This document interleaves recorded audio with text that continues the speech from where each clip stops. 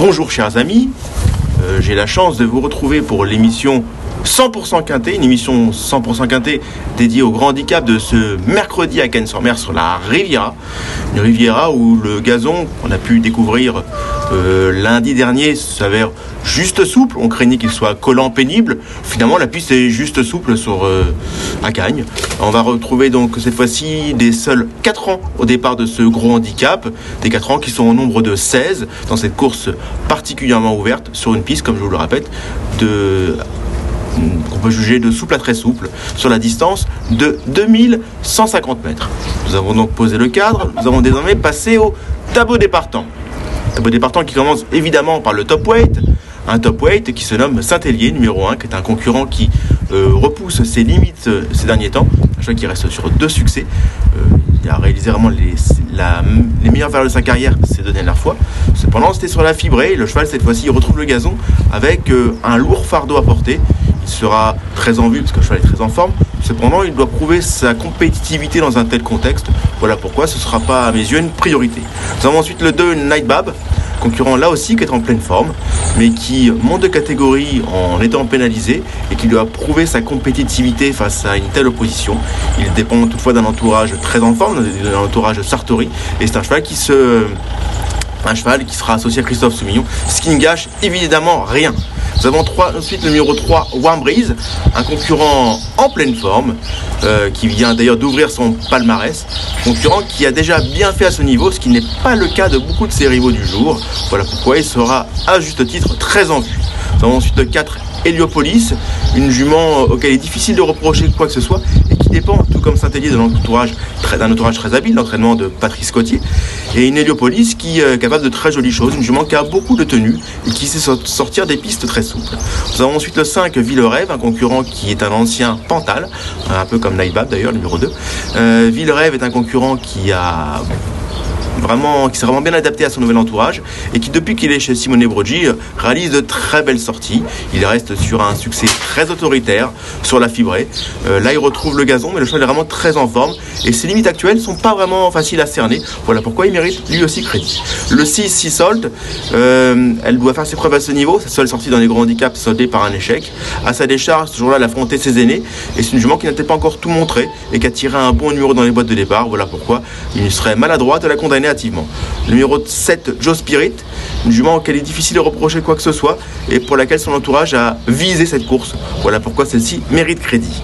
Le 8, Joli Coup, un concurrent qui reste sur des sorties correctes sans plus dans des courses à réclamer, des échecs relatifs qui lui ont permis de voir sa situation sur l'échelle des valeurs s'améliorer. Cependant, je reste sceptique quant à sa compétitivité face à une telle opposition. Le 9, Martial Art qui est vraiment irréprochable, un concurrent qui aligne les bons résultats et qui retrouve un tracé à main gauche avec de légitimes ambitions, un concurrent qui dépend de l'entraînement de Didier Pauline Prodhomme qui vise traditionnellement ce meeting. Voilà pourquoi ce Martial Art serait très en vue. Même remarque concernant le numéro 10, Randonneur, qui est son compagnon de boxe, un randonneur qui a certes peu de métier mais qui a rapidement dévoilé du potentiel et qui découvre la catégorie des gros handicaps avec de grosses ambitions. Le 11, Happy Harry, un concurrent qui n'a pas ménagé ses efforts l'an passé et qui doit prouver sa compétitivité face à une telle opposition. Il sera un outsider à mes yeux. Même remarque concernant le 12, Light Glory, qui est irréprochable, mais qui doit franchir une petite marche ici en ayant changé d'environnement. Elle vient de prouver sa forme dans une course à réclamer. Précédemment, elle a montré aussi du potentiel dans les courses à condition, mais elle doit faire ses preuves dans les gros handicaps. Le 13, le Duc, concurrent qui mérite une certaine attention, un concurrent qui certes doit faire ses preuves à ce niveau, ses preuves à ce niveau oui et non, parce que sa seule sortie à ce niveau avait été correcte cet été à Deauville. Le Duc qui a été ménagé en vue de ce meeting et qui a déjà montré du potentiel par le passé sur son précédent mentor, c'est en effet un ancien pensionnaire de Jean-Claude Rouget. Voilà pourquoi ce Le Duc est un pari amusant aussi. Même remarque concernant le 14, Royal Monarch, pour lequel son entourage est content de voir la pluie cesser sur la Riviera, un concurrent qui n'est pas donné de moyens et qui, lors de sa sortie à ce niveau à Clairefontaine sur une piste pénible, avait eu un joli passage avant de coincer un peu pour finir. Ce Royal Monarch est un outsider amusant aussi.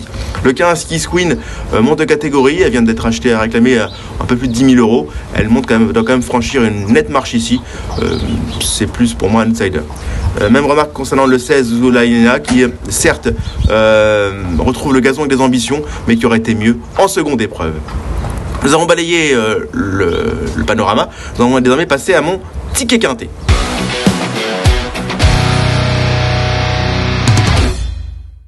ticket quintet qui se compose évidemment de 5 chevaux. On commence par ma priorité qui sera le 9 Martial Art, qui sera mon favori.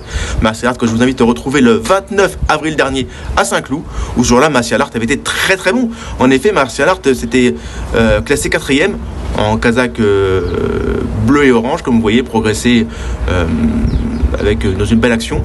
Il va être que 4e ce jour-là, mais attendez, on ne peut pas lui reprocher le 4e de Vagalam. Vagalam, qui est en casaque vert et mer, qui s'imposait ce jour-là, et qui dans la foulée a fini 5e du Jockey Club. Excusez du peu, c'est quand même pas les mêmes cette fois-ci. Un Martial Art qui est un vrai gaucher, voilà pourquoi je vous ai invité à retrouver cette valeur-là réalisée à Saint-Cloud, parce que depuis, le cheval s'est beaucoup produit à main droite. Un Martial Art qui est un vrai gaucher, un cheval qui a été programmé pour cette course-là depuis un petit moment, et qui, selon moi, est un très bon point d'appui ici. Le 7 Joe Spirit, que je vous invite à retrouver dans son succès cet automne à Lyon-Paris, où jour-là, Joe Spirit allait monter aux avant-postes en casaque Bordeaux et se montrer la plus dure pour finir, se montrer très pugnace. C'est une jument qui n'a peut-être pas encore tout montré, qui a vite trouvé ses marques dans les handicaps, qui découvre cette fois-ci les grands handicaps et qui a été programmée pour cette course-là. Vous voyez, en casaque Bordeaux, elle va se montrer très dur pour finir, sur une piste pénible ce jour-là, pour repousser avec application les assauts de ses rivaux. Joe Spirit, c'est très bien. Joe Spirit a été programmé pour cette course-là, son mentor ne s'en cache pas. Je vous invite d'ailleurs à retrouver ses déclarations dans Paris Turf. Ensuite, le 10 Randonneur que je vous invite à retrouver le 25 septembre dernier à Fontainebleau, où ce jour-là, Randonneur n'a pas été chanceux dans la phase finale. Vous voyez, un peu chaloupé et chercher un peu son jour. Il va finir bon 4e, échouant d'ailleurs de peu points meilleur classement. Il aura peut-être plutôt si bien gagné. Vous voyez, à la corde, il n'est pas chanceux du tout. Il va vraiment mettre du temps à trouver son jour avant de finir dans une action remarquable. C'était le grand malheureux de la course et la note intégrale. Après, il a déçu, mais sur une piste pénible, lourde, qui n'était pas du tout à son goût. Il découvre le handicap avec des ambitions et Didier Prudhomme serait surpris de ne pas le voir bien se comporter ici. Nous avons ensuite le 3 Wambrise, que je vous invite à retrouver dans une sortie à ce niveau de compétition, où jour-là, Wambrise en casaque jaune, la casaque de la gousserie, vraiment se montrait très bon 3e, finissant dans une belle action, échouant d'ailleurs d'assez peu pour un meilleur classement, pour la 2e place. Un Wambrise qui a l'avantage d'avoir bien fait à ce niveau, ce qui n'est pas le cas de beaucoup de ses rivaux, de se plaire à main gauche et d'être en forme, puisqu'il vient d'ouvrir son palmarès. Bref, Wambrise, c'est très bien aussi.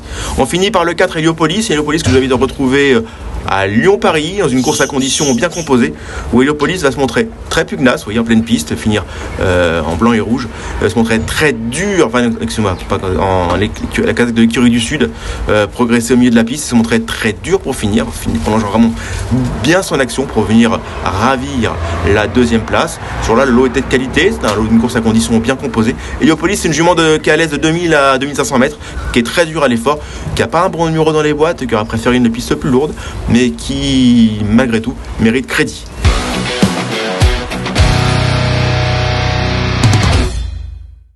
Mon ticket quintet sera donc le 9, le 7, le 10, le 3 et le 4. Chers amis, on ne va pas se quitter comme ça, on va se quitter avec un petit cheval du jour tout de même. Mon cheval du jour sera probablement pas le cheval de tout le monde, puisque on va jouer dans la 5e course Wind of Change. Wind of Change est un pensionnat de Jess Paris, un cheval qui dépend déjà d'un entourage habile, qui a bien entamé son meeting. Les chevaux sont arrivés en belles conditions à Cagnes et qui ont bien fait l'entrée de jeu. Wind of Change est un cheval de qualité et qui a été malchanceux lors de sa rentrée à Deauville, où le cheval n'a vraiment pas eu ses aises dans la phase finale, finissant dans une belle action. Ce Wind of Change a été baissé au poids, retrouve un parcours qui l'avait bien plu par le passé. C'est un pari très amusant selon moi. Il y aura vraiment une très jolie cote au rendez-vous et je serai tout sauf surpris de le voir bien courir ici. Chers amis, c'était un plaisir. J'espère évidemment qu'il fait partager. Je vous dis à très bientôt dans les colonnes de Paris Turf, évidemment. Très bientôt aussi, pour faire votre papier, vous retrouvez tous les outils de pariturf.com, un outil incontournable sur lequel on peut surfer, s'amuser et faire le papier avec beaucoup de facilité et de souplesse. Chers amis, c'était un plaisir. Je vous dis à très bientôt. Merci à vous d'avoir suivi cette vidéo. Alors pour vous abonner à notre chaîne YouTube, c'est ici. Et pour suivre encore plus de vidéos Paris Turf, c'est de ce côté.